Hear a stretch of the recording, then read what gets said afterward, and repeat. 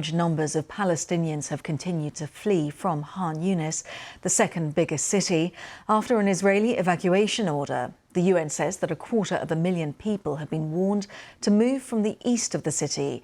They've been told to seek refuge in a coastal area where there are few basic services.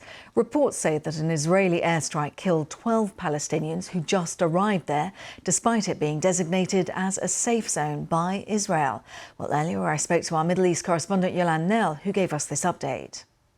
So this is the latest evacuation order from the Israeli military. It was issued on Monday evening, and very quickly we saw thousands of people fleeing towards this coastal area over in the west of the Gaza Strip. Those scenes have been continuing, panicky, chaotic, people who've been displaced already multiple times. And the reason just so many people are affected in this part of Khan Younis is because the city, although it had been largely destroyed by an Israeli military offensive that ended back in April. You'll remember that it was seen as being a stronghold of Hamas. Well, people had begun to return to their homes there, even if they were camping out in the rubble. And then when Israel began its ground assault in Rafah, the southernmost city of Gaza, back in May, we saw, the UN said, about 1 million people fleeing from there, and many of them ended up in Khan Younis.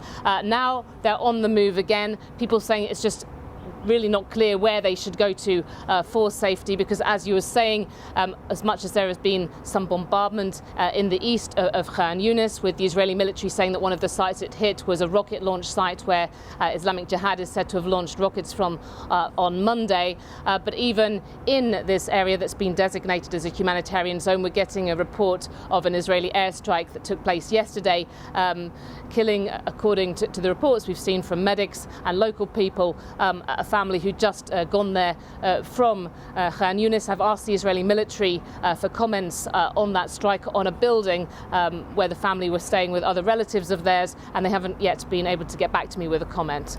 So difficulties when it comes to whether this is a genuinely designated safe zone. Also, the conditions on the ground. Are we getting aid through? Is the situation improving somewhat at all when it comes to getting aid distributed to people, or is it still a really difficult situation there? I mean, of course, what's happening now with this latest mass displacement of people is just going to complicate things further. But what we've seen, according to humanitarian agencies, is that the situation in the south and in the centre of the Gaza Strip has just become much more difficult since Israel launched its operation in Rafah, because that closed the Rafah crossing with Egypt. That was a main crossing point for aid coming to this, the most crowded part of the Gaza Strip. You have most of the population displaced and crammed down into this half of the territory. Yolande Nell there in Jerusalem.